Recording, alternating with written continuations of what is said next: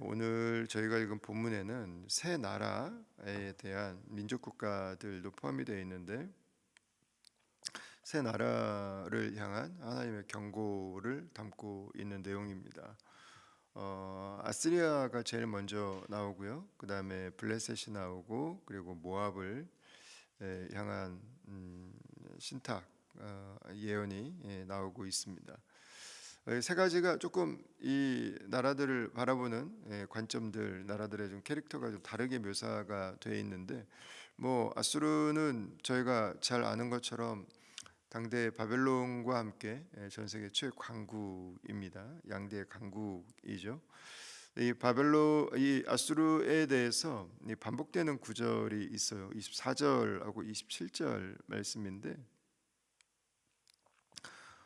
하나님께서 말씀하시죠. 내가 생각한 것이 반드시 되며 내가 경영한 것을 반드시 이루리라, 이렇게 말씀합니다. 그러니까 하나님께서 반드시 이루신다고 하는 것을 두 번 반복해서 말씀하고 있습니다. 하나님께서 이스라엘 백성들을 짓밟고 있는 그들을 물러나게 하실 것이다. 하나님께서 그들이 그 자리에 계속해서 있지 않도록 일하실 것이다. 27절 말씀에 보면 여호와께서 경영하셨다 반복되죠. 하나님의 세계 경영이라고 하는 개념 자체가 하나님께 성경에서부터 가장 먼저 나온 개념이라고 말을 할 수 있겠죠. 중요한 것은 사람들이 뭐 얼마나 크다고 인식을 하든 얼마나 강대국이든 얼마나 중요한 나라든 관계없이 하나님께서 그 나라들도 움직이신다는 것입니다. 그 나라들의 운명도, 그 나라들의 주권도, 그 나라들의 결국도 하나님 손에 달려 있다고 성경은 선포하고 있는 것이죠. 큰 나라냐 작은 나라냐가 하나님께는 중요하지 않습니다. 하나님은 모든 나라를 경영하십니다. 그리고 하나님은 한 번 정하신 것은 반드시 하십니다. 그것이 시간이 좀 걸릴 수가 있고요. 그것이 과정이 좀 필요할 때도 있습니다. 그러나 하나님께서는 아시리아의 여러 면들을 통해서 특별히 자신의 백성들을 위해서라도 하나님은 계획하신 것들을 반드시 이루시는 분이시다. 나에게 지금 힘이 있다고, 나에게 지금 사람들의 인정이 좀 있다고 영원한 사람은 없습니다. 영원한 존재는 없습니다. 영원한 나라도 없습니다. 역사 속에 천년을 간 나라가 거의 없습니다. 뭐 아무리 대단한 나라도 영원히 존재하는 나라는 존재하지 않습니다. 어느 순간에는 그 마지막이 있고 어느 순간에는 그 나라의 마지막 순간을 맞이하게 되죠. 하나님은 나라의 경영은 나에게 있다고 선포하고 계신 것입니다. 28절부터 31절까지 말씀은 블레셋에 대한 이야기입니다. 블레셋은 아하스 왕이 죽고 그리고 기뻐했던 것 같아요. 29절에 보니까 너를 치던 막대기가 부러졌다고 기뻐하지 말라. 이제 왕의 죽음을 이렇게 표현을 한 거죠. 이제 우리를 다스리던, 이제 우리에게 조공을 요청하던 아하스가 죽었어라고 그들이 기뻐했던 것 같습니다. 당장의 어려움을 피해서 좋아했어요. 근데 그들에게 아시리아라고 하는 더 큰, 더 무거운, 더 아픈 막대기가 예비되어 있는 것입니다. 더 큰 회초리가, 더 큰 채찍이 기다리고 있는 것입니다. 그냥 오늘 내가 조금 더 편하게 살면 되고, 오늘 내가 조금 더 쉬워지면 되고, 오늘 내 짐이 조금 덜어지면 되는 거지라고 생각했던 이 블레셋에게 하나님께서 더 큰 어려움이 찾아올 것을, 내가 생각할 때 이것만 피하면 될 것 같은데, 이것만 없어지면 될 것 같은데 라고 했던 그 현실 속에 내가 상상도 하지 못했던, 내가 비교하지 못했던 어려움들이 몰려올 수 있음을 이야기하고 있습니다. 그러면서 32절에 이것과 대조해서 하나님께서 시온을 세우셨다고 하는 표현을 하죠. 그의 백성의 공고한 자들이 그 안에서 피난하리라 할 것이니라. 이 앞에 아수르의 심판과 공통되는 맥인데 하나님께서 시온, 하나님의 말씀 안으로, 하나님의 날개 안으로 피하는 자들에게는 하나님께서 안식을 주시고 하나님께서 그들을 영원히 지키신다고 하는 그 말씀을 주고 계신 거죠.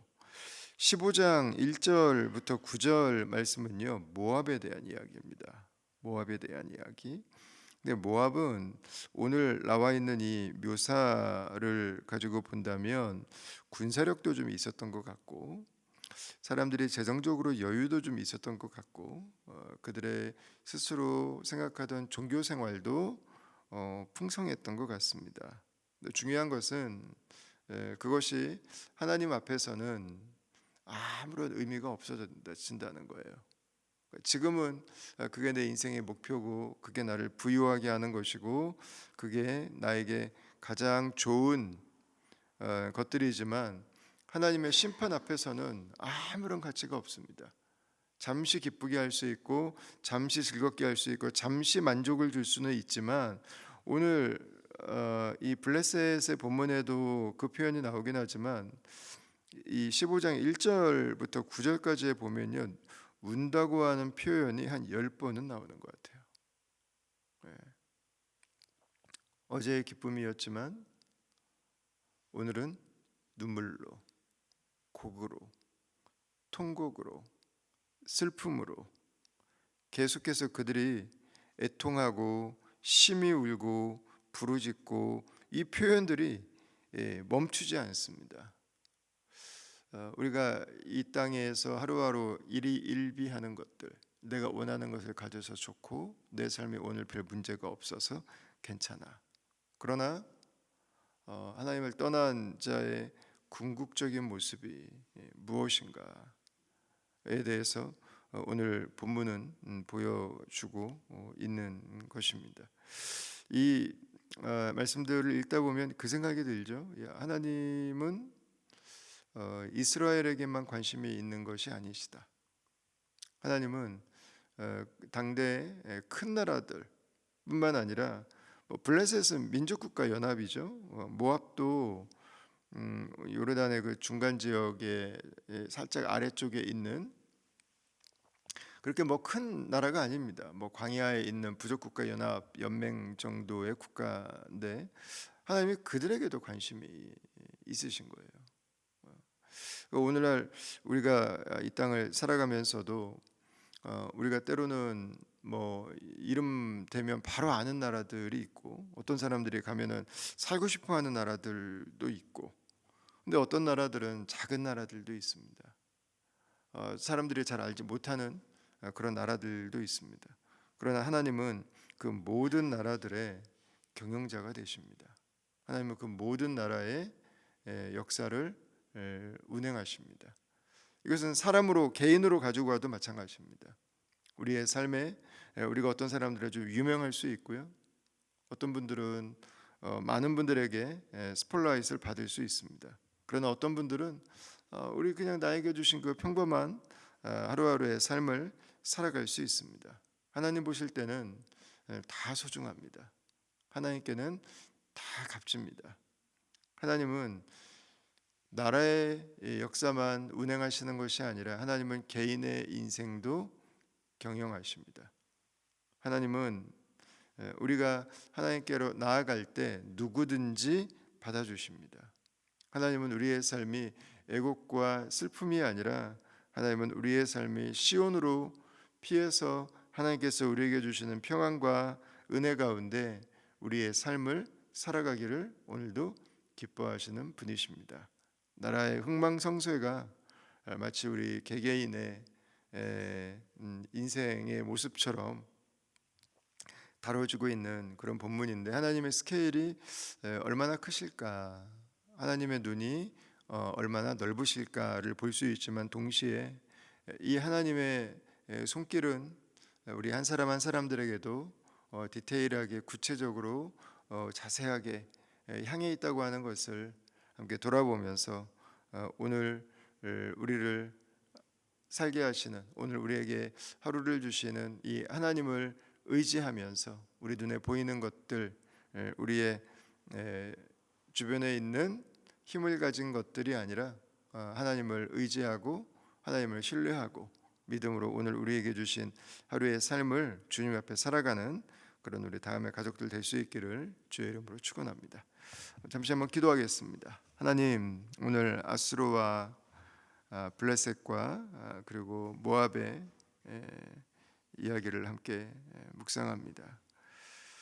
하나님께서 큰 나라들도 그리고 작은 나라들도 돌보시고 그들을 바라보시고 그들의 길을 아시고 그들의 역사를 경영하시는 분이신 것을 고백합니다. 하나님, 오늘도 우리의 삶을 살아갈 때 내가 원하는 것이 나에게 있다고, 내가 바라는 것이 성취되었다고 하나님 앞에 우리의 목이 곧지 않고 주님 앞에 겸손함으로 나아갈 수 있기를 원합니다. 하나님이 정하신 것은 반드시 이루어진다고 하는 이 말씀 앞에 주님, 우리의 삶이 얼마나 교만하고 우리의 삶이 얼마나 쉽게 하나님 높아지는지를 다시 한번 돌아봅니다. 주님께서 내 삶의 주인이십니다. 하나님께서 내 삶의 인도자이십니다. 하나님을 신뢰하며 믿음으로 걸어가는 우리의 삶이 주님 안에 온전케 되게 하여 주시고 주님 안에 하나님께서 다루심을 경험하는 은총이 있게 하여 주시옵소서. 크고 작은 삶의 자리에 부르심을 따라 오늘 하루 순종해 나갈 때 하나님 바로 그곳에서 하나님께서 행하시는 그거 놀라우신 구원을 바라보는 복된 날 되기를 간절히 원하고 예수님 이름으로 기도합니다. 아멘.